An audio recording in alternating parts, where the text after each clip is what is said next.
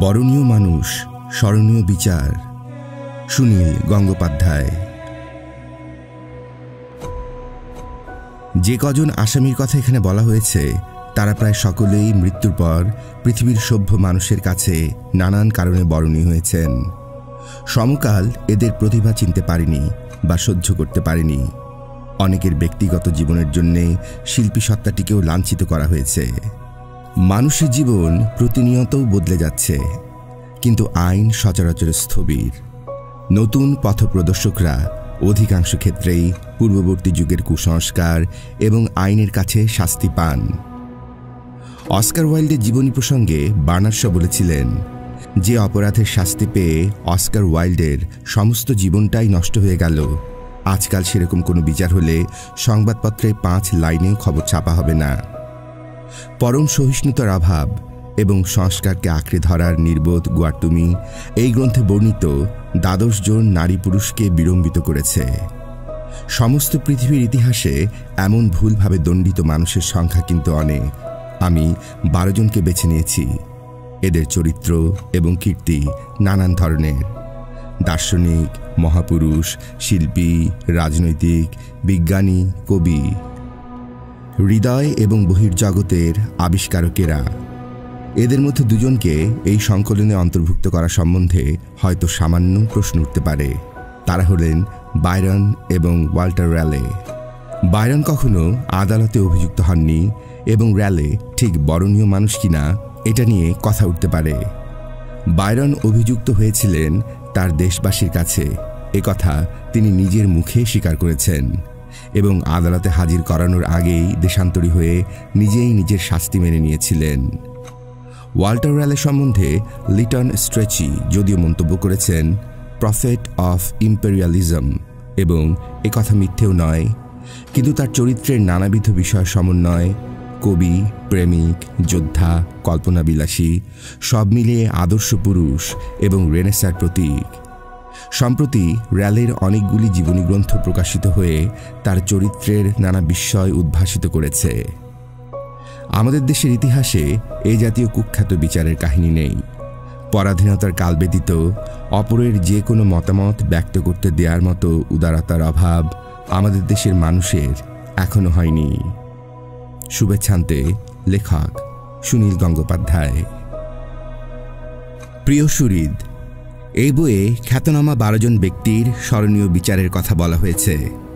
শ্রোতাদের সুবিধার্থে video description বক্সে টাইম স্ট্যাম্পের সাহায্যে 12টি অংশকে আলাদা করা হয়েছে। আপনারা ভিডিও টাইমলাইন থেকে অথবা সরাসরি ডেসক্রিপশন বক্সে টাইম স্ট্যাম্পে ক্লিক করে অংশগুলিকে শুনতে পারেন। প্রিয় শ্রোতা, চলুন যাওয়া যাক আমাদের প্রথম স্মরণীয় মানুষের বিচারের ইতিহাসে।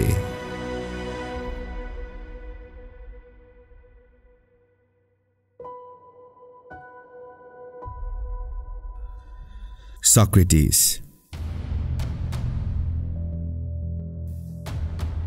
70 বছর বয়সে এথেন্সে সক্রেটিসকে বিচারকদের সম্মুখীন হতে হয়েছিল। তার বিরুদ্ধে প্রধান অভিযোগ ছিল 3টি: দেশের প্রচলিত দেবতাদের প্রতি উপেক্ষা প্রদর্শন, দ্বিতীয়, তিনি নতুন নতুন দেবতার প্রবর্তন করতে চান, এবং তৃতীয়টি মারাত্মক, তিনি যুবকদের নৈতিক চরিত্র কলুষিত করে তাদের বিপথে চালিত করছেন। অ্যাথেন্সের 3 জন খ্যাতিমান পুরুষ তার বিরুদ্ধে অভিযোগ এনেছিলেন। সে এক বিচিত্র বিচার কাহিনী। 500 জন জুরির সামনে সেই বিচার।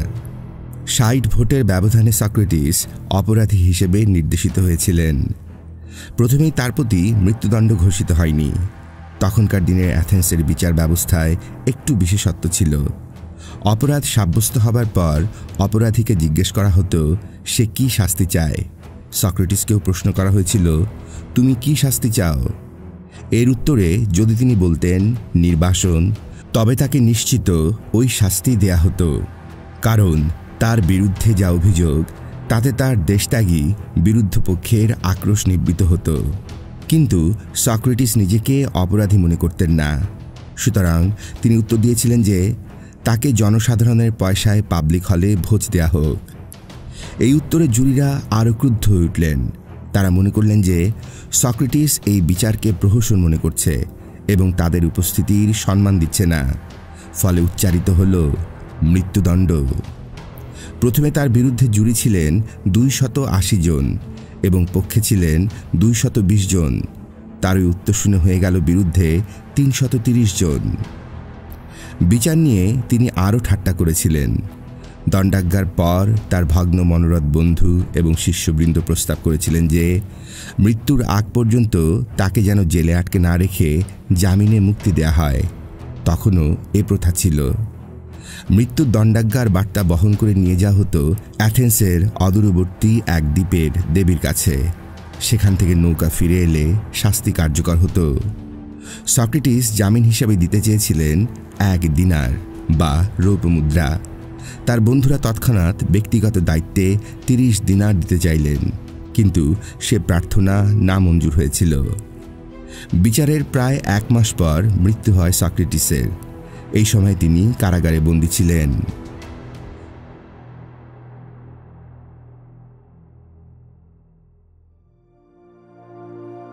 সক্রেটিসের মতো মৃত্যু সম্বন্ধে এমন উদাসীনতা বোধহয় আর কোনো মানুষের মধ্যে দেখা যায়নি। যীশুখ্রিস্টও মৃত্যুদণ্ডকে চরম শান্ত এবং ধৈর্যশীল হয়ে গ্রহণ করেছিলেন, কিন্তু তিনি জানতেন 3 দিন পর তার পুনর্জীবন হবে এবং স্বর্গের পুত্র স্বর্গে ফিরে যাবেন। সক্রেটিস কায়িক মৃত্যুকে অমোঘভাবে গ্রহণ করেছিলেন এবং বিশ্বাস করতেন আত্মার অমরত্বে। বিচারকদের উদ্দেশ্যে তার শেষ কথা ছিল এই: আমি চলেছি মৃত্যুর দিকে, আপনারা যান জীবনের দিকে। ঈশ্বর জানেন কোন দিকটা শ্রেষ্ঠ। যখন তার মৃত্যুদিনের বর্ণনা পড়ব, তখন দেখা যাবে মৃত্যুকে তিনি কত অকিঞ্চিত কর্মণে করেছেন। সক্রেটিসের সময়, অর্থাৎ খ্রিস্ট জন্মের প্রায় 450 বছর আগে, গ্রিস দেশ ছিল অসংখ্য ছোট ছোট রাজ্যে ভাগ করা। সেই যুগ ছিল মানুষের জ্ঞান এবং অধিকার প্রসারের যুগ। নতুন নতুন চিন্তাধারার উদ্ভব এবং তাই নিয়ে প্রচণ্ড মতবিরোধ, এবং দেশে দেশে তখন মারামারি, যুদ্ধ এবং ক্ষমতার পরীক্ষা। যুদ্ধবিগ্রহ এবং খুনোখুনি তখন এমন এক মারাত্মক এবং দৈনন্দিন ঘটনা হয়ে উঠেছিল যে অ্যারিস্টোফেনিসের একটি নাটকে দেখা যায় গ্রিসের স্ত্রীলোকেরা একটি সংঘ স্থাপন করে ঘোষণা করছে, যদি তাদের স্বামীরা অবিলম্বে যুদ্ধ বন্ধ না করে তবে তাদের সঙ্গে আর কোনো রকম যৌন সম্পর্কে স্থাপন করা যাবে না, তাদের বিছানায় প্রশ্রয় দেয়া হবে না। এথেন্স খুব ছোট দেশ, জনসংখ্যা মাত্র 3.5 লক্ষ, সক্ষম বয়স্ক পুরুষের সংখ্যা মাত্র 40,000, এবং এই অ্যাথেন্সই একদিন শৌর্য এবং জ্ঞানে প্রাচীন পৃথিবীর শ্রেষ্ঠ দেশ হয়েছিল। পৃথিবীর প্রথম গণতান্ত্রিক দেশ অ্যাথেন্স। দার্শনিক বললেই যে চরিত্র আমাদের চোখে ভেসে ওঠে, অর্থাৎ কর্মে নিষ্পৃহ, জ্ঞান সমুদ্রে সর্বদা মগ্ন, তার সঙ্গে সক্রেটিসের কোনো মিল নেই। তার শরীর ছিল অত্যন্ত সবল, তার শরীর ও মন উভয় ছিল ইস্পাতের মতো। প্লেটো এ কথা বলেছেন। এক দরিদ্র কারিগরের ঘরে তিনি জন্ম নিয়েছিলেন। শৈশবে সর্ববিদ্যা শিক্ষা করেন, তার মধ্যে জ্যোতিষ এবং জ্যামিতিও বাদ ছিল না। যৌবনে তিনি সৈনিক হয়েছিলেন। দার্শনিক হলেই তাকে ব্যবহারিক কাজে অক্ষম হতে হবে, এ কথা তিনি প্রমাণ করেননি। 3 বার যুদ্ধে তিনি অসাধারণ বীরত্বের পরিচয় দেন। তার ধৈর্য এবং কষ্ট সহিষ্ণুতা ছিল প্রচণ্ড। একবার তিনি নগ্নগাত্রে গ্রিসের প্রচণ্ড শীতের মধ্যে স্বেচ্ছায় প্রান্তরের মধ্যে একা 24 ঘন্টা কাটিয়েছিলেন। পরে সৈনিক বৃত্তি ত্যাগ করে এথেন্স শহরে স্থায়ীভাবে বাস করেন। সারা জীবন তিনি কাটিয়েছেন দারিদ্র্যের মধ্যে। তিনি কোনো বই বা বড় বড় উপদেশ লিখে রেখে যাননি। অতি সাধারণ বিষয়ে, যেমন শিশু পালন, রোগীর সেবা, পিতামাতার কর্তব্য, কোন আহার স্বাস্থ্যের পক্ষে উপকারী, এসব প্রসঙ্গেই তিনি কথা বলতেন। তিনি ঘোষণা করতেন যে মানুষ সৎ, ইহলোক বা পরলোকে তার কোনো ক্ষতি হতে পারে না। তার মত তিনি ব্যক্ত করতেন কোনো সভায় বা বক্তৃতায় নয়, নিতান্তই কথোপকথনের সময়ে, অর্থাৎ আড্ডায়। আড্ডা দিতে তিনি বড় ভালোবাসতেন। বাজারে টাকা ধার করতে গিয়ে মহাজনের দোকানে, বন্ধুদের বাড়িতে বা ঘুরে বেড়াতে বেড়াতে নানা বিষয়ে আলোচনা করতেন। তার বন্ধু বা শিষ্যদের মধ্যে প্রধান ছিলেন প্লেটো, আবার প্লেটোর বিখ্যাত শিষ্য ছিলেন অ্যারিস্টটল। এদের মধ্যে দিয়েই সক্রেটিস আমাদের মধ্যে বেঁচে আছেন।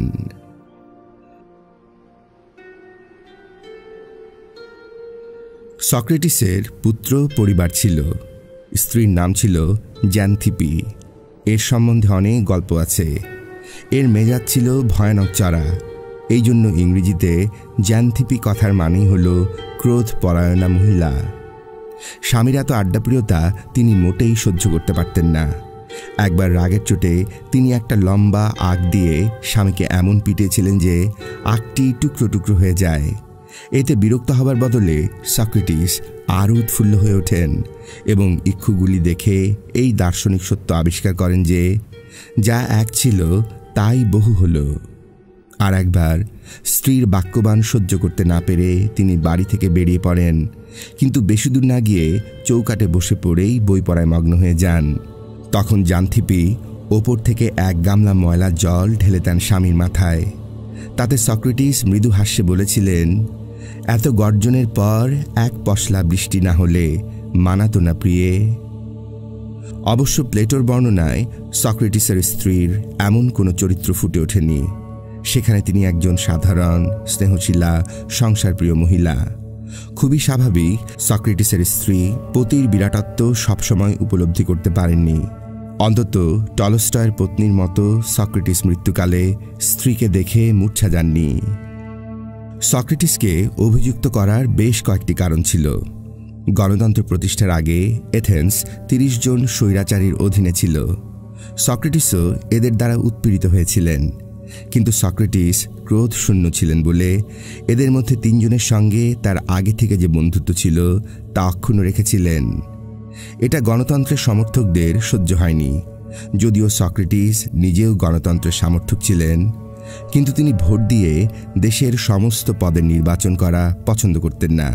তার বিশ্বাস ছিল যে রোগ চিকিৎসার ভার যেমন অভিজ্ঞ চিকিৎসকের হাতে দেয়া উচিত, তেমনি দেশ শাসনের ভারও দেয়া উচিত অভিজ্ঞ রাজনীতিকের কাছে। অনেকের ব্যক্তিগত ক্রোধ ছিল সক্রেটিসের ওপর। অনেকের জ্ঞানের অহংকার সক্রেটিসের কাছে চূর্ণ হয়েছিল। সক্রেটিস প্রকাশ্যভাবে ঘোষণা করতেন, আমার কোনো জ্ঞান নেই, কিছুই জানি না আমি, এই মাত্র আমি জানি। কিন্তু তিনি দেশের বিখ্যাত জ্ঞানীদের কাছে গিয়ে তাদের জ্ঞানের পরিধি পরীক্ষা করতেন। বলা বাহুল্য, শেষ পর্যন্ত সক্রেটিসের যুক্তির কাছে পরাস্ত হয়ে সেই সমস্ত প্রাজ্ঞ মনীষীরা ক্রুদ্ধ হয়ে উঠতেন। কেউ কেউ আদর্শগতভাবেই সক্রেটিসের নতুন চিন্তাধারার বিরোধী ছিলেন, কিন্তু সক্রেটিসের বক্তব্য ছিল যে কোনো চিন্তা বা কাজই যুক্তি দ্বারা বিচার করা উচিত। থিঙ্ক ডিপার, এই ছিল সক্রেটিসের প্রধানতম বাণীর একটি। অভিযোগকারী 3 জনের নাম ছিল মিলেটাস, লাইকন এবং অ্যানিটাস। প্রথম জন একজন মধ্যম শ্রেণীর কবি, দ্বিতীয় জন বক্তা এবং তৃতীয় জন গণতান্ত্রিক নেতা। অ্যানিটাসকে একসময় সক্রেটিস বলেছিলেন সে যেন তার ছেলেকে তখনই সৈনিক বৃত্তিতে নিয়োগ না করে আরও কিছু লেখাপড়া শেখায়। অ্যানিটাস তা শোনেননি। ফলে কিছুদিন পরে যখন ছেলেটা মাতাল এবং দুশ্চরিত্র হয়ে যায়, তিনি তখন সক্রেটিসের ওপরে আরও চটে যান। অ্যানিটাসের সৎলোক হিসেবে কিছু সুনাম ছিল।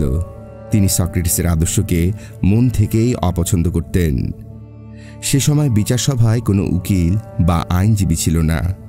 অভিযোগকারী এবং অভিযুক্ত নিজেই নিজের পক্ষ সমর্থন করতেন। বিচার সভায় প্রথমে ওই 3 জন তাদের অভিযোগের বর্ণনা করেন। তারপর সক্রেটিস উঠে দাঁড়িয়ে বলেন নিজের কথা। অভিযোগকারীদের বক্তৃতা কোথাও লিখিত নেই, সুতরাং তাদের বক্তব্য সম্পূর্ণ জানা যায় না।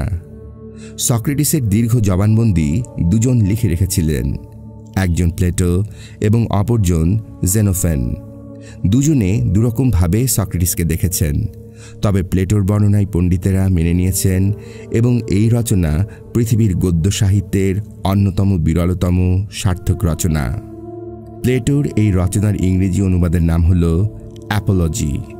অ্যাপোলজির কিছু অংশ এখানে দেয়া হল। উদ্ধৃতি শুরু।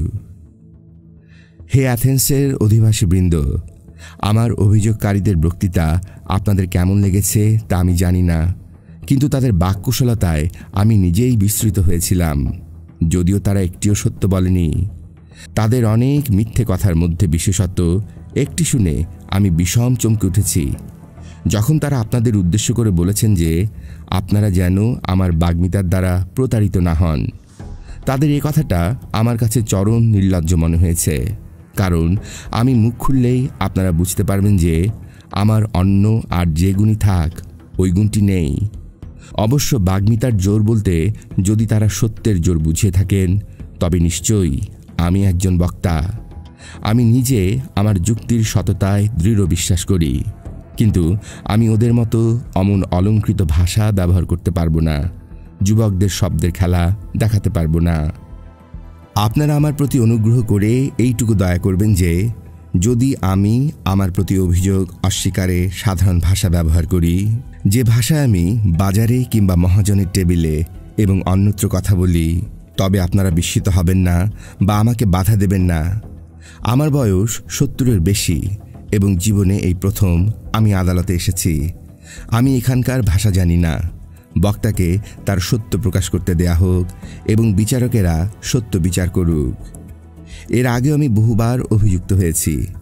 আপনাদের মধ্যে অনেকেরই যখন জন্ম হয়নি বা নিতান্তই শৈশব, তখন থেকেই তারা বলেছেন সক্রেটিস নামের একজন মানুষের কথা, যে নাকি স্বর্গের অনুসন্ধান করে, পৃথিবীর বিচার করে সে এবং কুযুক্তিকেই সুযুক্তি হিসাবে প্রতিষ্ঠিত করতে চায়।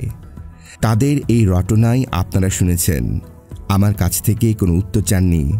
সেই সব নিন্দুকের নাম আজ আমার মনে নেই, বলতেও পারবো না। তবে সেই হাস্যরসের কবি অ্যারিস্টোফেনিসের কথা আপনারা নিশ্চয়ই জানেন। আমি ঈশ্বর ও আইনের প্রতি আনুগত্য রেখে আত্মপক্ষ সমর্থন করব। এরা সকলেই এবং কবি অ্যারিস্টোফেনিস বলেন এমন একজন সক্রেটিসের কথা, যে একজন অন্যায়কারী, যে বাতাসে হাঁটে এবং এমন সব বিষয়ে কথা বলে যে বিষয়ে আমি খুব বেশি বা অল্প কিছুই জানি না। বিশেষ দ্রষ্টব্য, অ্যারিস্টোফেনিস তার ক্লাউড নাটকে সক্রেটিসের একটি ব্যঙ্গচিত্র রচনা করেছিলেন। সেখানে তিনি দেখিয়েছিলেন যে সক্রেটিস বাতাসের উপর হাঁটে এবং মেঘ ও পবনের পুজো করে। সে ভাবনার দোকান নামে এমন এক দোকানের মালিক, যেখান থেকে ছাত্ররা পদার্থবিদ্যা এবং জীববিদ্যা সম্পর্কে ধাঁধা কিনতে আসে। উদ্ধৃতি সম্পন্ন। অ্যাপোলজিতে সক্রেটিস বলছেন, কিন্তু সহজ সত্য হলো এই, হে অ্যাথেনীয়গণ, পদার্থবিজ্ঞান প্রভৃতি সম্পর্কে আমার কোনরূপ অনুসন্ধান নেই। যারা আমাকে কথা বলতে শুনেছেন তারা বা তাদের প্রতিবেশীরা বলুন, আমি কি কখনো এসব কথা বলেছি? এ সময় জনতার মধ্যে থেকে না না এই ধ্বনি উঠল। এই তথ্য ভুল যে আমি একজন শিক্ষক এবং এজন্য আমি অর্থ গ্রহণ করি। যদিও আমি কথা বিশ্বাস করি যে জ্ঞান বিতরণের বিনিময়ে যদি কাউকে অর্থ দেয়া হয় তবে তাকে সম্মান দেখানোই হয়, কিন্তু আমার সেরকম যোগ্যতা নেই। থাকলে আমি সৌভাগ্যবান হতাম। হে অ্যাথেনীয়গণ, আপনাদের মধ্যে নিশ্চয় কেউ বলবেন যে তবে তোমার বিরুদ্ধে এ অভিযোগের কারণ কি? তুমি যদি অন্য সকলের মতো হতে তবে তোমার সম্বন্ধে এত কথা উঠছে কেন? এর উত্তর আমি দেব। শুনে হয়তো আপনারা ভাববেন যে আমি পরিহাস করছি, কিন্তু আমি সম্পূর্ণ সত্য ভাষণ করব। হে অ্যাথেন্সের অধিবাসীবৃন্দ, আমার এরকম সম্মানের কারণ আমার এক বিশেষ জ্ঞান। তবে আমি বলবো সেই জ্ঞান যা আমার মতে সব মানুষের মধ্যেই বর্তমান। আমি এইটুকু মাত্র জ্ঞানী, কিন্তু আমার অভিযোগকারীরা প্রচণ্ড জ্ঞানী, যা আমার নেই বলে বর্ণনাও করতে পারবো না। যারা আমাকে এর চেয়েও বেশি জ্ঞানী বলেন তারা মিথ্যা বলেন এবং আমার চরিত্রকে বিকৃত করেন। এখানে আমি একজন সাক্ষীর কথা উল্লেখ করব। যদি আপনাদের কাছে অবান্তর বা হাস্যকর মনে হয় তবু আমাকে বাধা দেবেন না। সেই সাক্ষী হল ডেলফির দেবতা। আপনারা আমার বন্ধু চেরোফোনকে চেনেন, কারণ সে আপনাদের বন্ধু এবং দেশপ্রেমিক। চেরোফোন মারা গেছে। তার ভাই এই আদালতে উপস্থিত আছে। সে সত্যতা সম্বন্ধে সাক্ষী দেবে। চেরোফোনকে আপনারা জানেন, অত্যন্ত উত্তেজনাপ্রবণ। সে ডেলফিতে গিয়ে দেবতা অ্যাপোলোর সামনে সাহসের সঙ্গে জিজ্ঞেস করেছিল, আমার চেয়ে অর্থাৎ সক্রেটিসের চেয়েও আরও বেশি জ্ঞানী আছে কি না? পৃথিবীর সেই দেবতা উত্তর দিয়েছিলেন, না, আর কেউ নেই। এই কথার কেন উল্লেখ করলাম? আপনাদের কাছে আমার অপবাদের কারণ বর্ণনা করতে হলো। ওই দৈববাণী শোনার পর থেকেই আমি ভেবেছি যে ওর অর্থ কী। আমি তো জানি যে আমার কোনো জ্ঞানই নেই, তবে কেন দেবতা ডেলফি ওই কথা বললেন? এবং দেবতা তো মিথ্যে কথা বলেন না। তখন আমি ঠিক করলাম যে যদি আমার চেয়ে জ্ঞানী লোককে খুঁজে বের করতে পারি, তাহলেই দেবতার কাছে গিয়ে বলবো যে এই দেখুন হে দেবতা, উনি আমার চেয়েও একজন জ্ঞানী লোক। এই ঠিক করে আমি একজনকে পরীক্ষা করতে গেলাম। তার নাম বলবো না, তিনি একজন জ্ঞানী হিসেবে সমাজে পরিচিত।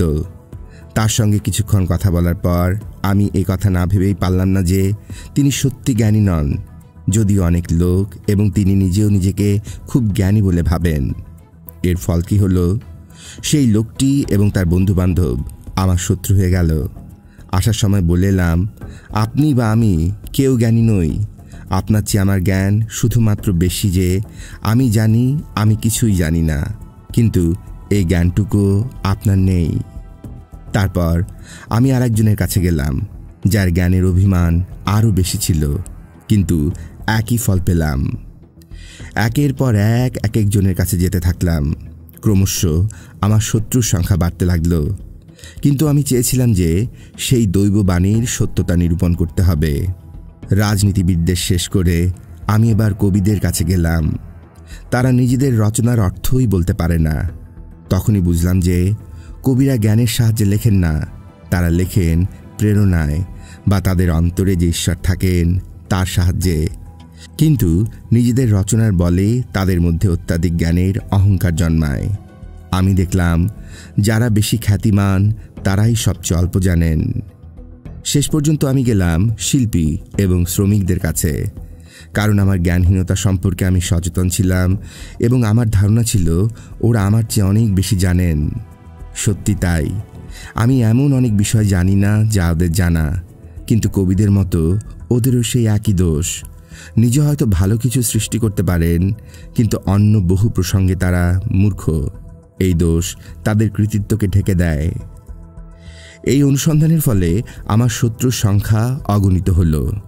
অনেক সময় আমার জীবন বিপন্ন হয়েছিল। শেষ পর্যন্ত আমি দৈববাণীর অর্থ বুঝতে পারলাম। হে অ্যাথেনীয়গণ, সেই দৈববাণী এই কথা বুঝিয়েছে যে মানুষের জ্ঞানের কোনো মূল্য নেই। আমার নাম একটি উদাহরণ মাত্র। অর্থাৎ দৈববাণী বলেছে সেই জ্ঞানী যে সক্রেটিসের মতো জানে যে তার জ্ঞান মূল্যহীন। আমার কাছে অনেক ধনী সন্তান স্বেচ্ছায় সময় কাটাতে আসত। অনেক সময় তারা আমাকে অনুসরণ করত এবং অন্যান্য লোকের জ্ঞান পরীক্ষা করত। এতে অনেক গণ্যমান্য ব্যক্তির স্বরূপ প্রকাশিত হয়ে পড়েছে। তখন তারা সেই যুবকদের উপর ক্রুদ্ধ না হয়ে আমার উপর ক্রুদ্ধ হতেন এবং বলতেন, এই সেই দুর্মতি সক্রেটিস যে যুবকদের আত্মা বিষাক্ত করছে। কিন্তু কেউ যদি জিজ্ঞাসা করে সক্রেটিস কোন আদর্শ প্রচার করে, কোনো উত্তর নেই।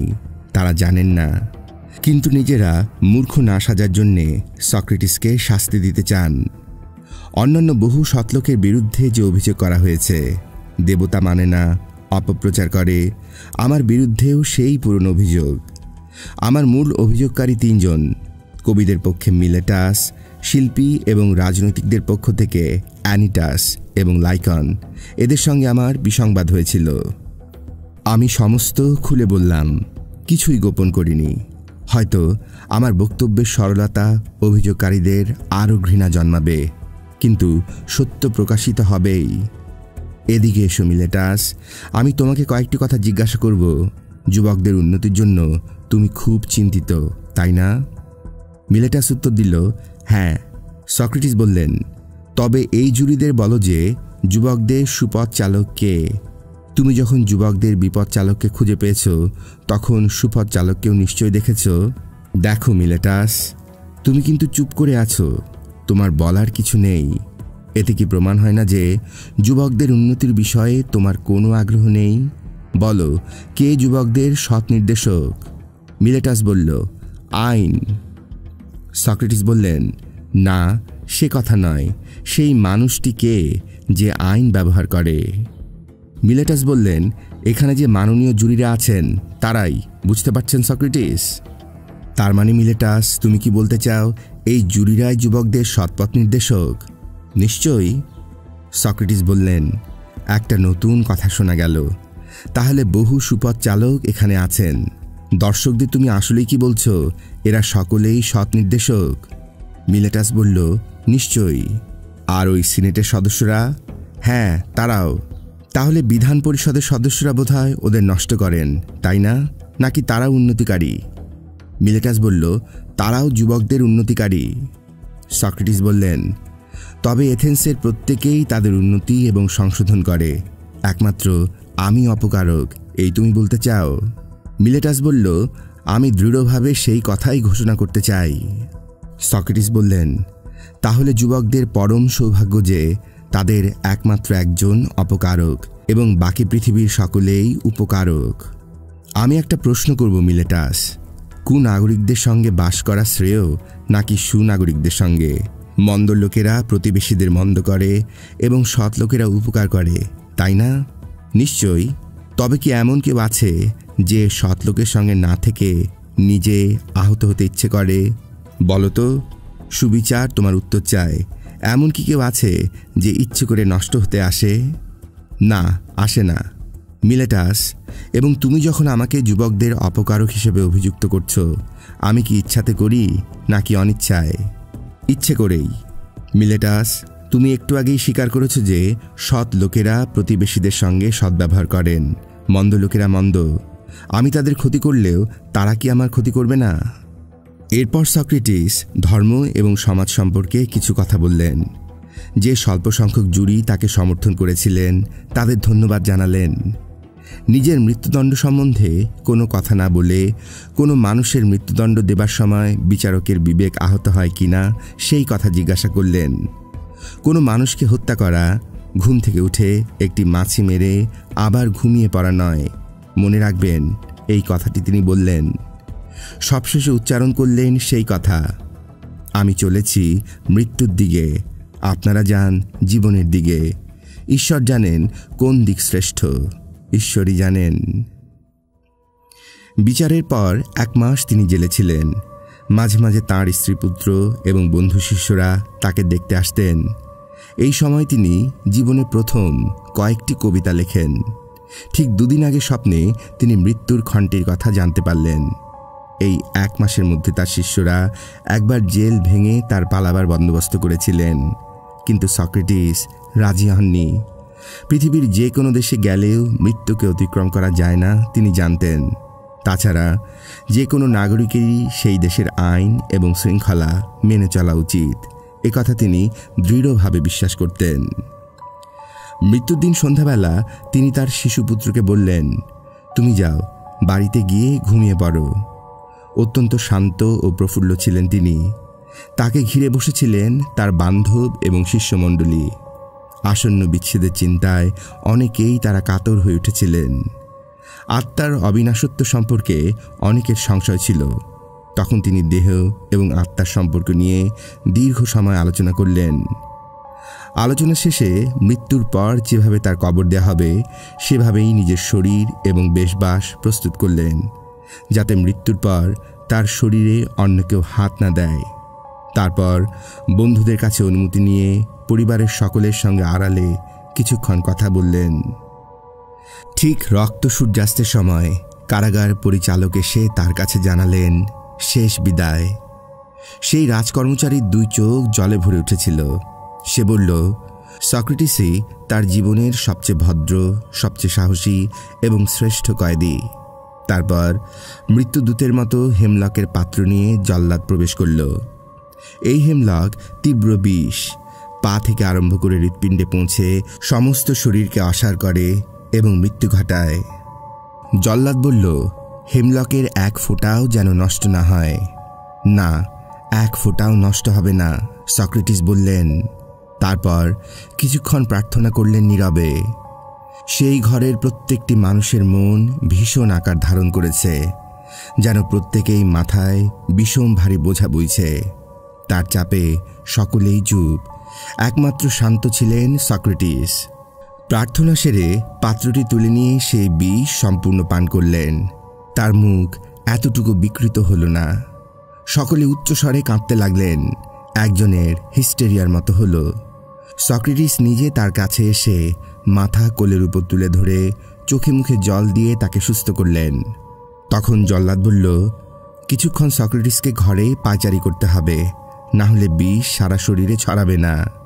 এই নিষ্ঠুর অনুরোধে ভক্তদের মন শিউরে উঠল, যেন অসংখ্য নানাধুনি জেগে ওঠে। কিন্তু ভাবান্তরহীন মুখ সক্রেটিসের। নিজের মৃত্যুর বদলেও জল্লাদের দায়িত্বে বাধা দিতে চান না। তিনি উঠে পায়চারি করতে লাগলেন। ক্রমে তার পা অত্যন্ত ভারী এবং অসাড় হয়ে এল। তিনি শুয়ে পড়লেন এবং নিজেই মুখটা ঢাকা দিলেন। কিছুক্ষণ পর সব চুপ। মনে হলো যেন পৃথিবী পর্যন্ত থেমে গেছে, কোথাও কোনো শব্দ নেই। হঠাৎ সক্রেটিস ঢাকা মুখ সরিয়ে বললেন, ক্রিটো, আমার একটা মুরগি ধার আছে অ্যাসক্লেপিয়াসের কাছে, ওকে মনে করে শোধ করে দিও। তিনি আবার চুপ হয়ে গেলেন। সেই শেষ। তখনই তার মৃত্যু হয়। হয়তো মৃত্যুর ঠিক আগের মুহূর্তে তিনি তার সমগ্র জীবনের ঘটনাবলীর পুনর্বিচার করছিলেন।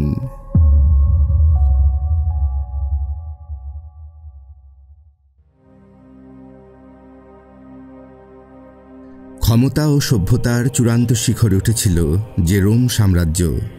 দর্পে ঐশ্বর্যে তার প্রতিদ্বন্দ্বী ইতিহাসে আর দেখা যায়নি। সেই রোমান সভ্যতা বর্বরতার বিরুদ্ধে দাঁড়িয়েছিল একজন শান্ত সঙ্গহীন মানুষ। ঐতিহাসিক গিবন বলেছেন, রোমের পতনের কারণ যীশুখ্রিস্ট। যদিও রোমান শাসক হত্যা করেছিল যীশুকে নিতান্তই যুবা বয়সে, কিন্তু যীশুর রক্ত ছড়িয়ে পড়েছিল সারা দেশে, জাগিয়ে তুলেছিল প্রতিবাদ, প্রতিরোধ এবং সহনশক্তি। শেষ পর্যন্ত পশু শক্তির বিরুদ্ধে সহনশীলতার শক্তিরই জয় হল। যদিও যীশুর হত্যার জন্য রোমের শাসকবর্গই ঠিক দায়ী নয়। রোম সম্রাট যীশুখ্রিস্ট সম্বন্ধে অবহিত ছিলেন না। যীশুকে হত্যা করেছে তারই স্বজাতির ক্রোধ, ইহুদি পুরোহিতদের ঈর্ষা। জেরুজালেমে তখন রোমের একজন গভর্নর ছিলেন, পন্টিয়াস পাইলেট। তার কাছে ইহুদিরা যীশুকে নিয়ে আসে বিচারের জন্যে। পন্টিয়াস যীশুকে হত্যা করার জোরালো কারণ খুঁজে পায়নি। সে অপেক্ষমান রক্ততৃষিত জনতাকে প্রশ্ন করেছিল, তোমরা কি এই লোকটির মৃত্যুর পাপ ভোগ করবে? জিজ্ঞাসু জনতা চিৎকার করে উঠেছিল, his blood be on us and on our children. অর্থাৎ ওর রক্তপাতের দায়িত্ব আমরা বংশ পরম্পরায় ভোগ করব। ইহুদিরা এই পাপের শাস্তি বহু শতাব্দী ধরেই ভোগ করছে। আর নয়, এবার ওদের নিষ্কৃতি দেয়া হোক। যীশু ওদের ক্ষমা করতে বলেছিলেন। সে সময়ে রোম সাম্রাজ্য, এমনকি সমস্ত পৃথিবী অত্যাচারী এবং অত্যাচারিত মানুষে পূর্ণ। জুলিয়াস সিজার রোমের গণতন্ত্র ভেঙে দিয়েছিলেন। সুতরাং স্বৈরাচারী শাসকদের আমলে যা হয়, একদল বিষম দরিদ্র, একদল অযথা মাত্রাতিরিক্ত ধনী। সম্ভ্রান্ত রোমক সমাজে ধর্ম ছিল না, নীতি ছিল না, মহত্ব ছিল না, শুধু লালসা, বিলাস আর ব্যভিচার। সে সময় রমণীরা ইচ্ছে অনুসারে স্বামী বদল করত। কুমারী অবস্থায় সন্তানবতী হওয়া ছিল অতি সাধারণ ঘটনা।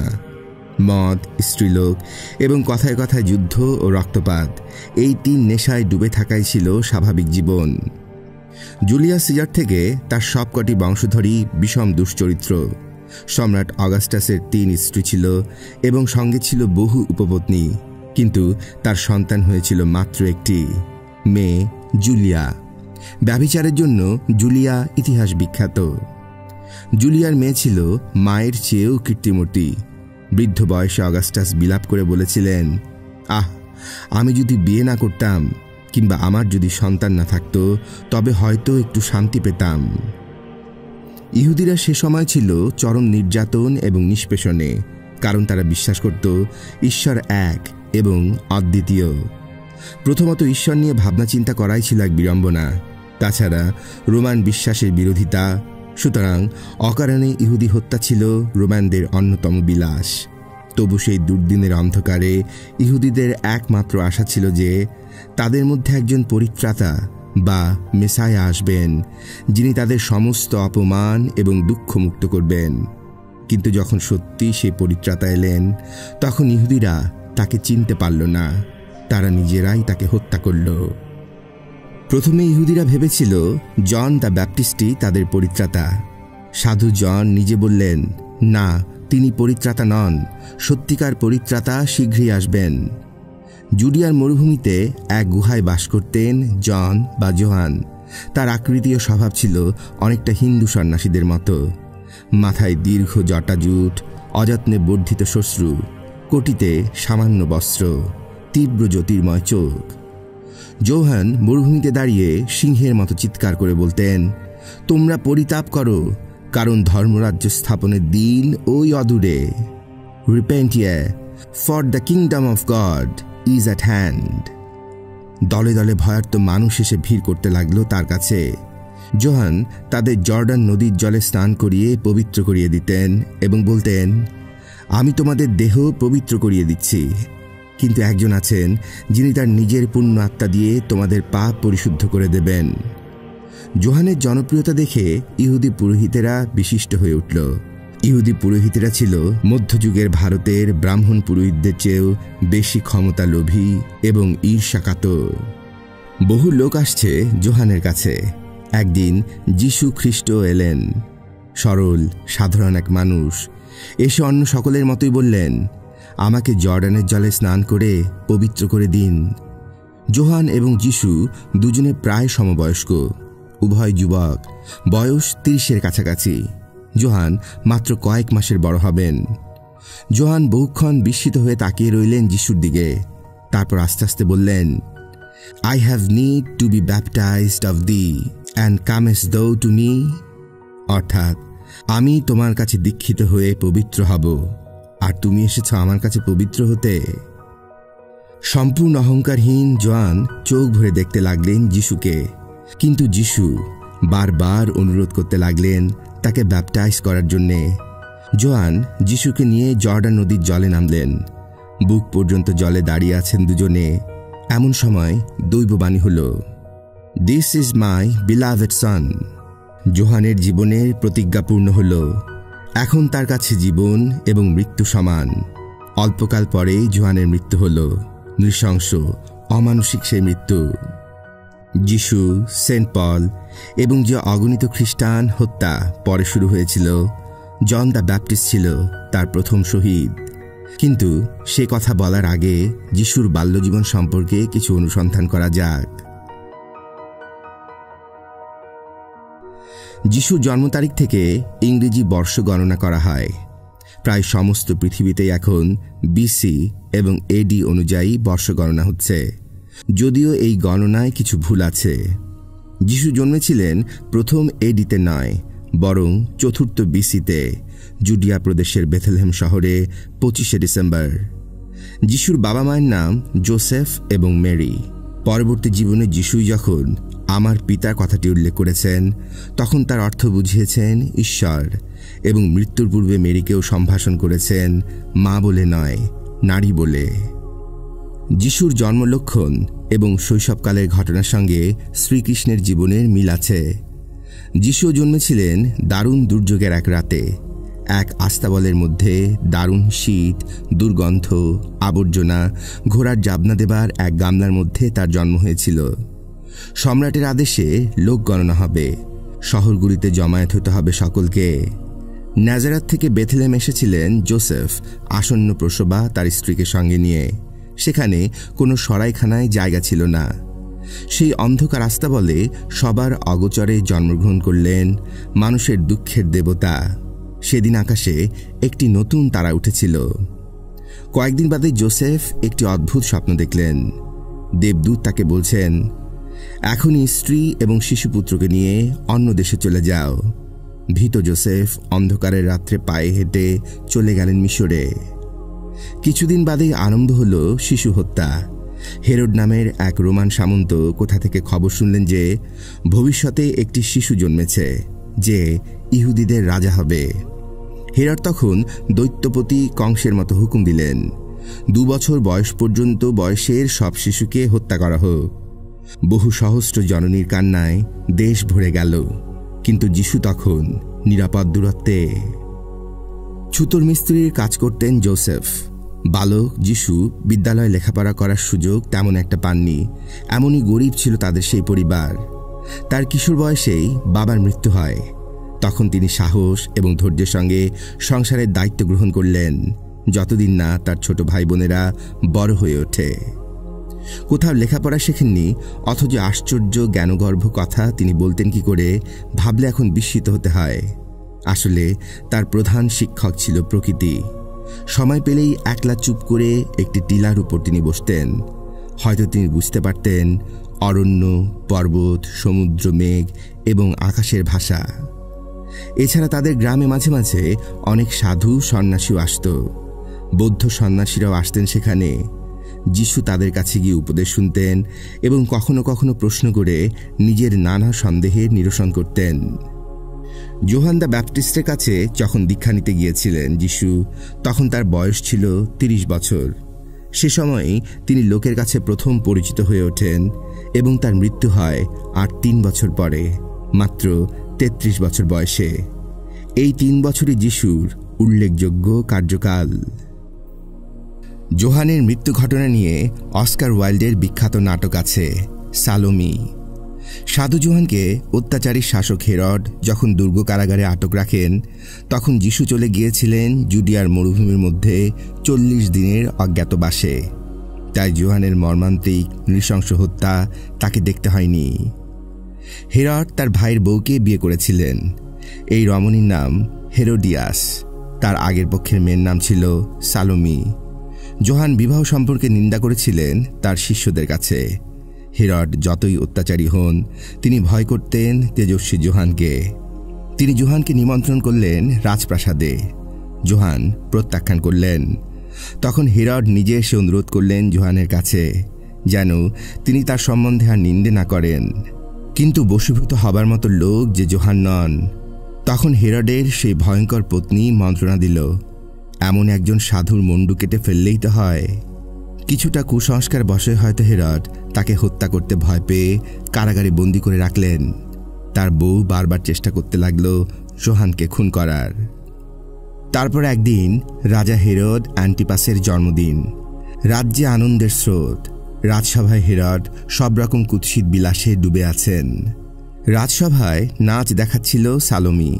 আর সেই রমণীয় শরীরের নৃত্য দেখে নিজের সম্পর্কিত কন্যার উপরই লোভ হলো তার। সেদিন সালোমির নগ্ন নৃত্য দেখে সালোমিকে তিনি জিজ্ঞাসা করলেন, সালোমি, সালোমি, কি চাও তুমি? আমি তাই দেব। মায়ের শেখানো মতো সালোমি উত্তর দিল, একটি পাত্রের উপর যোহানের ছিন্নমুন্ডু চাই। ঘাতক চলে গেল। ঘুমন্ত অবস্থায় যোহানকে হত্যা করে স্বর্ণপাত্রে তার মুন্ডু চলে এলো রাজসভায়। চোখ দুটো অস্বাভাবিক রকমের জ্বলন্ত, কেশর সমেত সিংহের মতো জটাজুটো মণ্ডিত সেই নবীন সন্ন্যাসীর মাথা টপ টপ করে রক্ত গড়িয়ে পড়ছে। সেই শুরু হলো রক্তপাত। যিশুর রক্তেও যা থামেনি।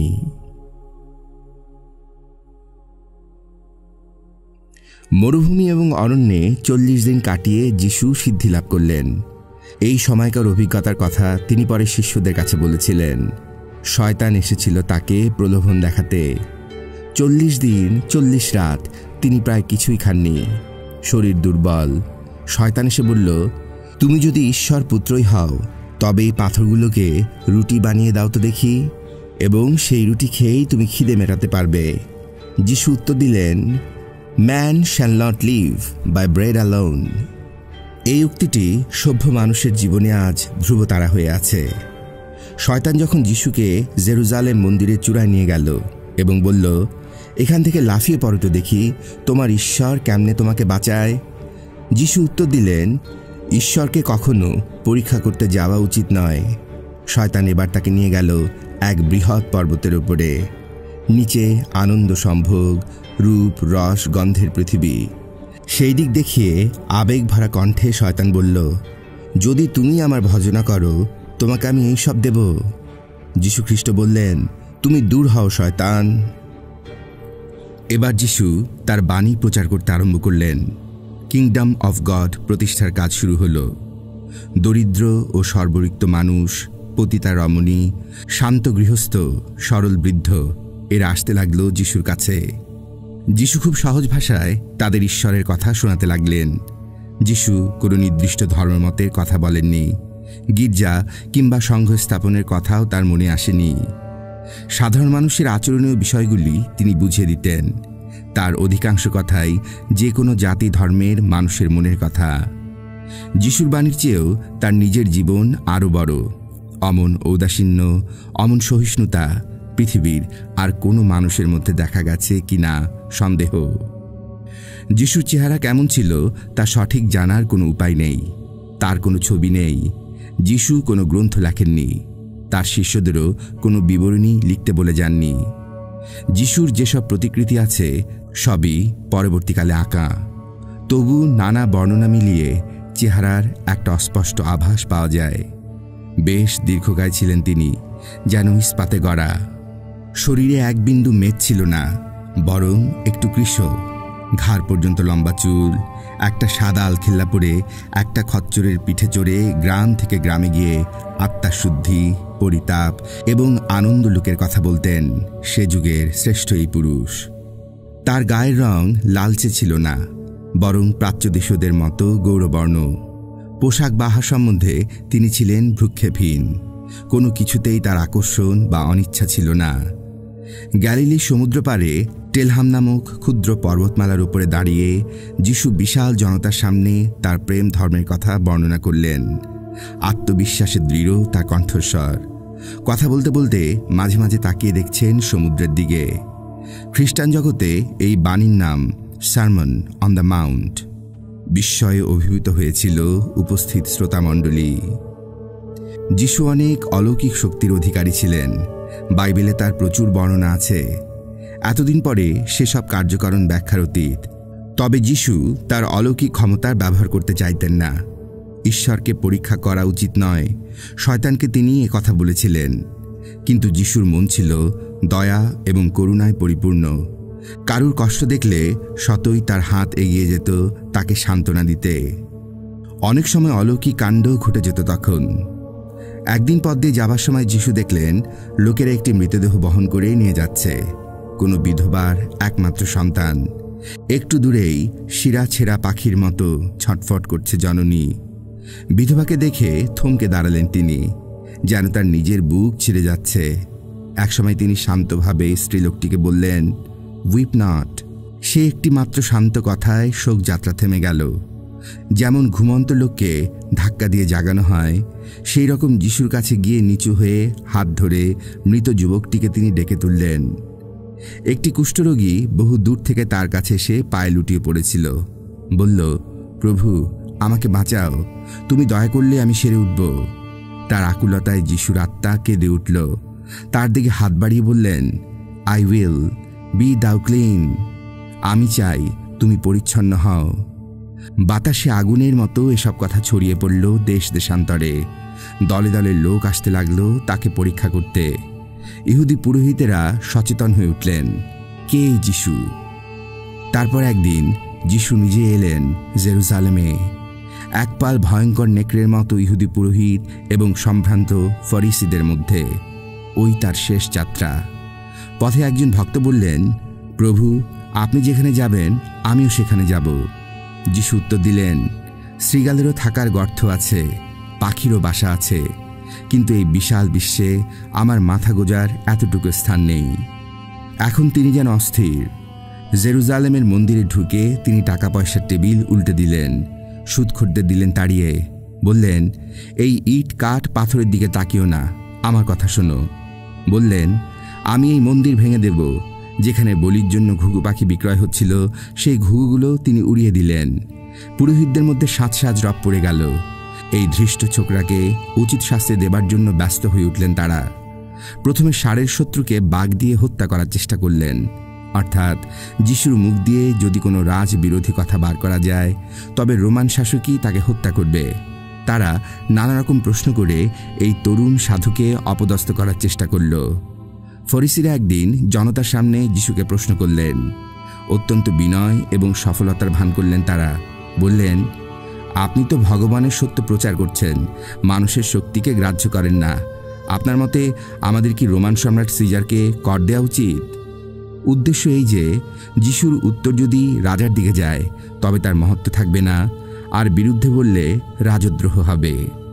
কিন্তু যিশুর মহত্ব ও বুদ্ধি তাদের ধারণার অতীত। প্রশ্নকারীদের হাতে একটি রৌপ্য মুদ্রা ছিল, তাতে রোম সম্রাটের প্রতিমূর্তি অঙ্কিত। যিশু সেদিকে কিছুক্ষণ তাকিয়ে ধীরভাবে বললেন, সিজারের মূর্তি অঙ্কিত মুদ্রা সিজারের, ওটা রাজাকেই দেবে, আর যা কিছু ঈশ্বরের তা ঈশ্বরকে দেবে। এই উত্তর শুনে হেট মুখে চলে গেল ফরিসিরা। এরপর আরেক দিনের ঘটনা। পুরোহিতরা একটি কুলোটা স্ত্রীলোককে টেনে হিঁচড়ে এনেছে যিশুর কাছে। সেকালে নিয়ম ছিল পাপীয়সীদের সকলে পাথর ছুঁড়ে মেরে ফেলত। ফরিসিরা দেখতে চায় দয়ার দেবতা এর সম্বন্ধে কি বলেন, একে মারতে বলবেন নাকি ধর্মবিরুদ্ধ কথা বলবেন। যিশু তাদের কথা শুনে অনেকক্ষণ চুপ করে রইলেন। একটা কাঠি দিয়ে মাটির ওপর কতগুলি নাম লিখতে লাগলেন। সেই নামগুলি কয়েকজন বিখ্যাত পুরোহিত ও ফরিসিদের, যাদের নৈতিক চরিত্রের দুর্নাম সর্ববিদিত। তারপর মুখ তুলে ইস্পাতের ছুরির মতো ঠান্ডা গলায় বললেন, তোমাদের মধ্যে যে কখনো জীবনে পাপ করেনি সেই প্রথম পাথর ছুড়ুক। সেই কণ্ঠস্বর সহ্য করার শক্তি ছিল না কারু। এক এক করে পিছু হটতে লাগলো সকলেই। যিশু তাকিয়ে দেখলেন সেখানে একটিও লোক নেই, শুধু বলির পশুর মতো কাঁপছে অনুতপ্ত মেয়েটি। যিশু তাকে বললেন, go and sin no more, যাও আর কখনো পাপ করো না। মেয়েটি চিরকালের মতো ক্ষমা পেয়ে গেল। পরাজিত পুরোহিতরা গোপন সলা পরামর্শ করে ঠিক করল এই ছোকরাকে হত্যা করা হবে। যীশুখ্রিস্ট এবং ইহুদি ধর্ম দুটো একসঙ্গে থাকতে পারবে না। বৃহস্পতিবার রাত্রি 10:30 আন্দাজে কয়েকজন অস্ত্রধারী রোমান সৈন্য যিশুকে ধরে বেঁধে নিয়ে গেল। তাদের পথপ্রদর্শক যিশুরই এক শিষ্য জুডাস। শেষের সেই রাত্রির বর্ণনা মর্মস্পর্শী। খ্রিস্টান জগতে যিশুর জীবনের শেষ সপ্তাহ প্যাশন উইক নামে পরিচিত। কয়েকদিন ধরে যিশু একটু উৎকণ্ঠিত, ব্যাকুল। শিষ্যদের সঙ্গে গ্রামের এক বাড়িতে থাকতেন তিনি। রাত্রে শিষ্যরা ঘুমালেও ধ্যানীর মতো তিনি বসে থাকতেন, যেন মৃত্যুর গন্ধ তার শরীরে লেগেছে। মধ্যরাতে বলে উঠলেন, now is my soul troubled. অনেক কাজ অসমাপ্ত রয়ে গেল। বৃহস্পতিবার সন্ধেবেলা শিষ্যদের সঙ্গে একসঙ্গে খেতে বসেছেন। তার ইহজীবনের শেষ আহার, লাস্ট সাপার। একটি রুটি ভেঙে টুকরো করে শিষ্যদের দিয়ে বললেন, take it, this is my body. একটু মদ সকলকে ভাগ করে দিয়ে বললেন, এই আমার রক্ত, এই রক্ত আমি পাপীদের প্রায়শ্চিত্তের জন্য বিসর্জন দিয়েছি। আহার শেষ হলে যিশু এক আশ্চর্য কাজ করলেন। এক গামলা জল আর একটি তোয়ালে নিয়ে তিনি প্রত্যেক শিষ্যের পা যত্ন করে ধুয়ে মুছে দিতে লাগলেন। সকলেই উৎকণ্ঠিত, নির্বাক।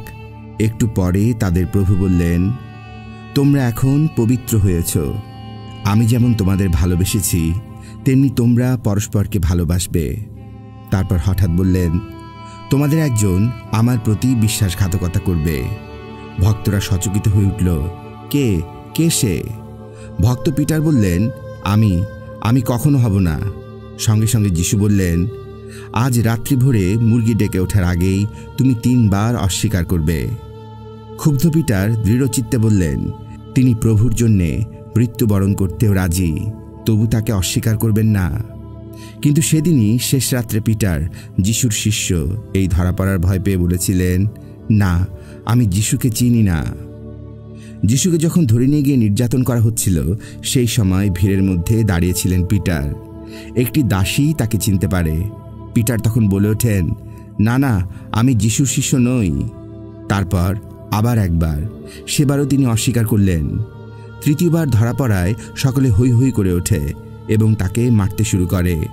পিটার বললেন, না, আমি যিশুর শিষ্য নই, আমি তাকে চিনি না। ঠিক এই সময়ে ভোরের প্রথম মুরগি 3 বার ডেকে উঠল। সঙ্গে সঙ্গে পিটারের মনে পড়ল গুরুদেবের কথা। তিনি কান্নায় ভেঙে পড়লেন। কিন্তু আসল বিশ্বাসঘাতকটি ছিল জুডাস ইস্কারিয়াত। শিষ্যদের সঙ্গে যিশু তখন কথা বলছেন। তখন চুপি সরে পড়ল জুডাস। মাত্র 30টি মুদ্রার বিনিময়ে গুরুকে ধরিয়ে দিতে সে রাজি হয়। আসলে জুডাসের ঈর্ষা ছিল অন্য শিষ্যদের প্রতি। জুডাস যখন যিশুর কাছে গিয়ে বিদায় চুম্বন দিল, তখন যিশু প্রসন্ন গলায় তাকে বললেন, এই চুম্বনের সঙ্গে তুমি আমার প্রতি বিশ্বাসঘাতকতা করলে। গভীর রাত্রে যখন যিশু প্রার্থনা করছেন ঈশ্বরের কাছে, দাই উইল বি ডান, ঠিক সেই সময়ে সৈন্যরা ঘিরে ফেলল তাকে। চামড়ার ফিতে দিয়ে হাত দুখানা বেঁধে ফেলল তার। উত্তেজিত পিটার একটা তলোয়ার নিয়ে প্রভুকে বাঁচার জন্য সৈন্যদের আক্রমণ করলেন, কিন্তু যিশু বারণ করলেন পিটারকে। খানিক পরই সব শিষ্যরা পালিয়ে গেল। নিঃসঙ্গ হলেন যিশু। মশালের আলোয় চারিদিক ভয়ঙ্কর দেখাচ্ছে। প্রহরীরা ধরে নিয়ে গেল ইহুদি পুরোহিতদের নেতার বাড়িতে তাকে। সেখানে ইহুদিদের ধর্মসভায় তার বিচার হয়। একেবারে নকল একটি বিচার, কারণ আসামির অপরাধ আগেই ঠিক করা ছিল। একজন সাক্ষী বলল, সে নিজের কানে শুনেছে যে যিশু বলেছে, আমি জেরুজালেমের মন্দির ভেঙে দেব এবং 3 দিনের মধ্যে আবার বানাবো। যিশুকে অনেক প্রশ্ন করা হলো, কিন্তু তিনি আগাগোড়াই নিরুত্তর, ঢেউহীন এক সমুদ্রের মতো। ধর্মসভায় একজন বাদে সকলেই যিশুর অপরাধ সম্পর্কে নিশ্চিত। কিন্তু পুরোহিতদের কাউকে মেরে ফেলার আইনগত অধিকার ছিল না। সুতরাং পরদিন সকালে তাকে টানতে টানতে নিয়ে যাওয়া হলো রোমান শাসক পন্টিয়াস পাইলেটের কাছে। যে মুক্তিদাতার জন্য ইহুদিরা প্রতীক্ষায় ছিল, তাকে হাতে পেয়েও তারা হত্যা করতে চলেছে। দুপাশে কৌতূহলী জনতা, তার মধ্যে চলছেন যিশু। এক জায়গায় দাঁড়িয়েছিল জুডাস। একবার যিশুর অবস্থাটা দেখার ইচ্ছে তার। শরীরের বাঁধন কেটে বসেছে শরীরে, রক্ত ঝরছে। রাত্রি জাগরণে শরীর অবসন্ন। জনতা গায়ে থুতু ছিটাচ্ছে। যে ইচ্ছে কিল চর মারছে। তবু ওই জর্জরিত শরীরে রৌদ্রের আলো পড়ে জ্যোতিষ্মান। হঠাৎ যিশু মুখ তুলে পাশে তাকালেন। সোজা জুডাসের সঙ্গে তার চোখাচোখি হলো। প্রচণ্ডভাবে মুষড়ে উঠল জুডাসের হৃৎপিণ্ড। এটা কি কোনো মানুষের চোখ? এই চোখে কোনো ক্রোধ নেই, ভৎসনা নেই, দুঃখ নেই, ঘৃণা নেই। 1000 বছরের সঞ্চিত তুষারের মতো শান্ত সেই চোখ। জুডাস ছুটে গেল সেখান থেকে। পুরোহিতদের কাছে টাকা ছুঁড়ে ফেলে দিয়ে বাড়িতে গিয়ে সেই দিনই জুডাস গলায় দড়ি ঝুলিয়ে আত্মহত্যা করল। জনতা এসে থামল লাট সাহেবের বাড়ির সামনে। পন্টিয়াস পাইলেট এসব ব্যাপারে তেমন মাথা ঘামাতেন না, কিন্তু পুরোহিতদের বেশি ঘাটানো তিনি পছন্দ করতেন না, কারণ ইহুদিদের বিদ্রোহ অতি কষ্টে তাকে দমন করতে হয়েছে। যিশুকে দেখে একটু যেন ভয়ে তার বুক কেঁপে উঠল। ছিন্ন ভিন্ন শরীরে এ কি তেজ, এ কি কোনো মহাপুরুষ? পুরোহিতরা 2টি অভিযোগ করল আসামির নামে। 1, এই লোকটা ইহুদিদের মন্দির ভেঙে ফেলবে বলেছে। এই কথায় হেসে উঠলেন পাইলেট। ইহুদিদের ধর্মই তো বুজরুকি, মন্দির ভাঙলে ক্ষতি কি? 2য় অভিযোগটা মারাত্মক। এই লোকটা বলে, আমি ইহুদিদের রাজা। এই কথা তো সাংঘাতিক। এর মধ্যে রাজদ্রোহের গন্ধ আছে। লাট সাহেব জিজ্ঞেস করলেন, কি হে, তুমি নাকি ইহুদিদের রাজা? যিশু বললেন, দাও সেইস্ট, অর্থাৎ শুধু এটুকুই। পুরোহিতরা হইচই করে উঠল, মেরে ফেলুন, মেরে ফেলুন একে। কিন্তু পন্টিয়াসের মন সরছে না। এমন সময় অন্দরমহল থেকে একটি ছোট্ট চিরকুট এলো। পন্টিয়াসের স্ত্রী লিখেছে, তুমি ওই সাধুটিকে কোনো শাস্তি দিও না। কাল রাত্রে আমি ওকে স্বপ্নে দেখেছি। পন্টিয়াসের মন আবার দুলে উঠল। সে যেন যিশুকে মুক্তি দেবার জন্যেই ব্যগ্র। যিশু চুপ করে আছেন। তাকে প্রশ্নের পর প্রশ্ন করা চলেছে, উত্তর নেই। পন্টিয়াস বারবার জিজ্ঞাসা করলেন, তুমি কি বলছো? তুমি কি ইহুদিদের রাজা? যিশু এবার শুদ্ধ কণ্ঠে বললেন, আমার রাজত্ব এ পৃথিবীর নয়। যদি তা হতো তবে আমার প্রহরীরা বলপ্রয়োগ করে আমাকে ইহুদিদের হাত থেকে রক্ষা করত। ধর্মরাজ্য প্রতিষ্ঠার জন্যে আমি পৃথিবীতে এসেছি। পাইলেট উঠে দাঁড়িয়ে বললেন, আমি ওই লোকটার কোনো অন্যায় দেখতে পাচ্ছি না। সে সময় রাজ্যে একটি উৎসব চলছিল। সে উপলক্ষে কোনো কোনো বন্দীকে মুক্তি দেয়া হতো। পাইলেট বললেন, অন্তত উৎসবের জন্য এইবার এই ইহুদি রাজাকে যদি আমরা মুক্তি দেই। না না, ওকে নয়, দস্যু বারাব্বাসকে মুক্তি দিন। বারাব্বাসকে, জনতা উত্তর দিল। পাইলেট জনতাকে জিজ্ঞাসা করলেন, এই লোকটা এমন কি অপরাধ করেছে? ওকে ক্রুশবিদ্ধ করে মারুন। জনতা চেঁচিয়ে উঠল। হতচকিত পাইলেট যতবার এই কথা জিজ্ঞাসা করেন ততবার ওই একই উত্তর। তখন পাইলেট বললেন, আমি সাধু লোকটির রক্তপাতের পাপ ভোগ করতে চাই না, তোমরা এই জন্য দায়ী হবে। ইহুদিরা চিৎকার করে উঠল, his blood be on us and on our children. Pilate তখন যিশুর মৃত্যুদণ্ড উচ্চারণ করে অন্তঃপুরে চলে গেলেন। এবার শুরু হলো অত্যাচার। সেরকম অত্যাচার শুধু যিশুর মতো দু একজন মানুষের পক্ষেই সহ্য করা সম্ভব।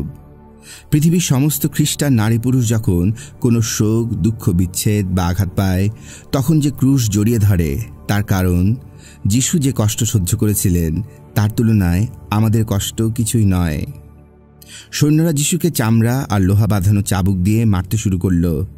এক এক ঘা চাবুক মারা হচ্ছে, আনন্দে হৈ হৈ করে উঠছে জনতা। আর যাকে মারা হচ্ছে তার মুখে একটুও শব্দ নেই, মুখে একটিও রেখা কাঁপছে না তার। তারপর সকলে মিলে একটা লাল আলখেল্লা পরিয়ে দিল তাকে। ওইটা রাজার পোশাক। বাগানের বেড়া থেকে শক্ত বড় বড় পেরেকের মতো কাঁটাতার এনে পরিয়ে দিল মাথার মুকুট করে। হাতে একটা লম্বা লাঠি দিল, রাজদণ্ড।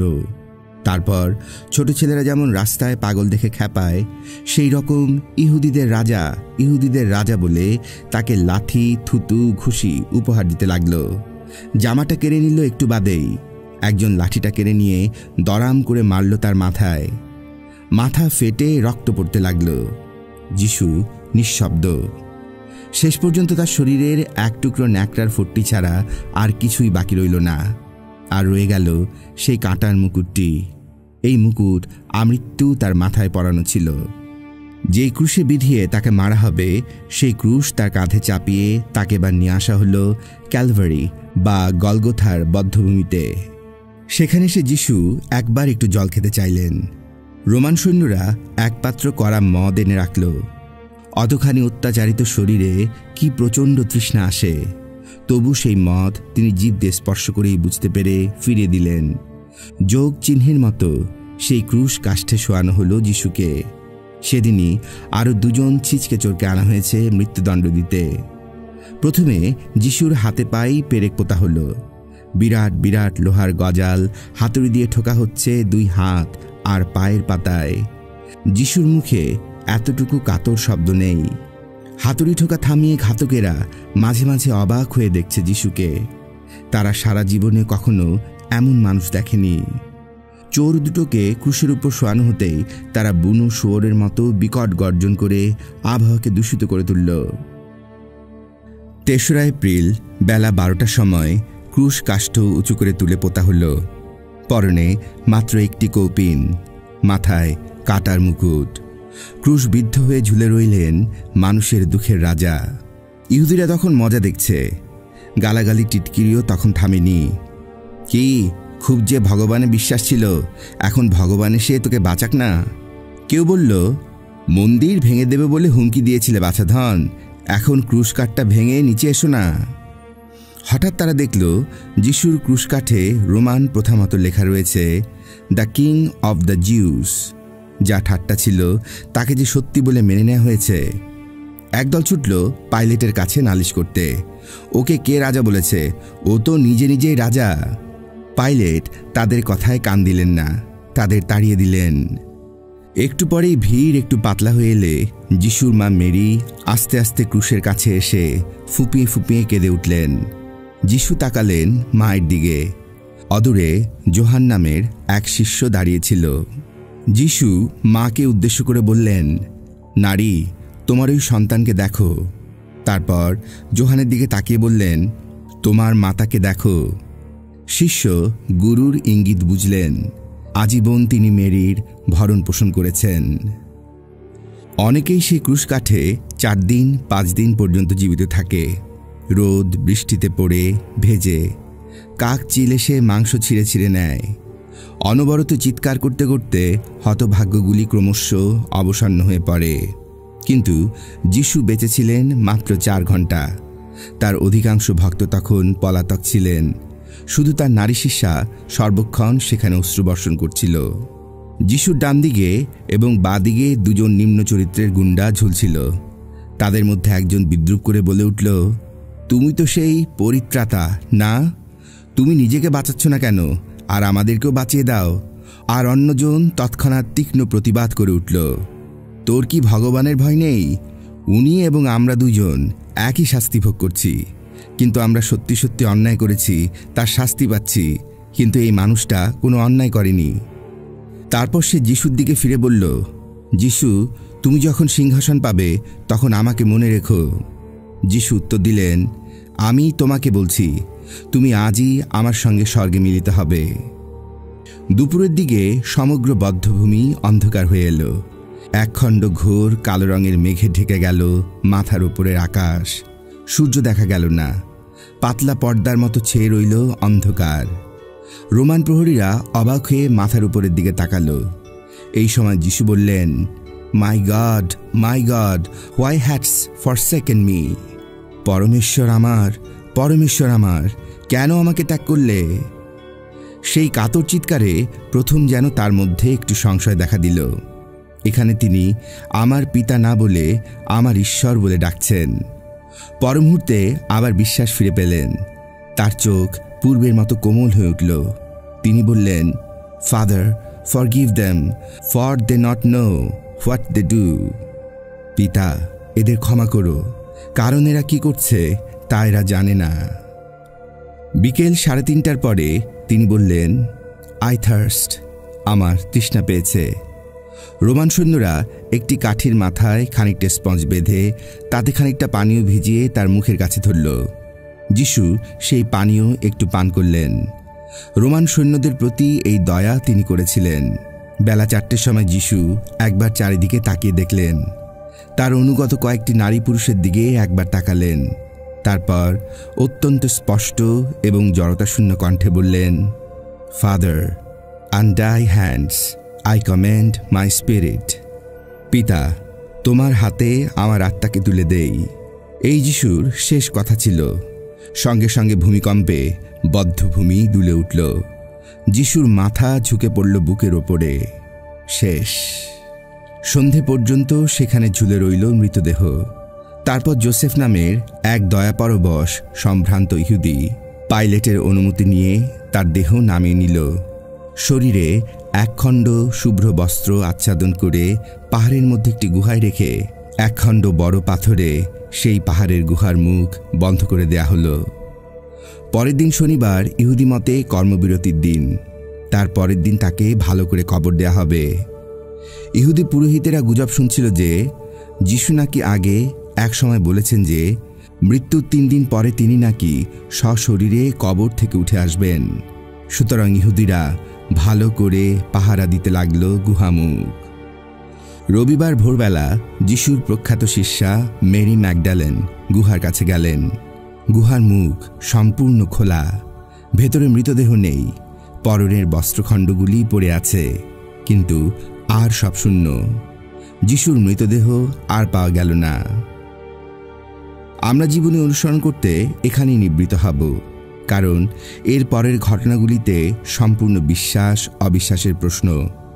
মৃত্যুর পরও যিশু নাকি তার একাধিক ভক্তকে দর্শন দিয়েছিলেন। গুহা থেকে ফেরার পথেই দেখা হয় মেরি ম্যাগডালেনের সঙ্গে। সেদিনই সন্ধেবেলা দর্শন দেন শত্রু ভয়ে আত্মগোপনকারী 10 জন শিষ্যকে। 8 দিন পর তিনি অবিশ্বাসী শিষ্য টমাসকে দেখা দিয়ে বলেছিলেন যে, তোমার অবিশ্বাস হলে তুমি আঙ্গুল দিয়ে আমার ক্ষতস্থান দেখো। অনেকে এও বলে থাকেন যে ক্রুশ কাষ্ঠ থেকে নামবার পর হয়তো যিশু বেঁচে উঠেছিলেন এবং শত্রুর হাতে আর ধরা না দিয়ে মধ্য এশিয়ার দিকে চলে যান। এই সময় বা 40 দিনের সাধনার সময় তিনি একবার ভারতবর্ষে এসেছিলেন। এমন একটি জনরব আছে। কাশ্মীরের কোনো একটি কবরকে যিশুর কবর বলেও কথা উঠেছিল এক সময়।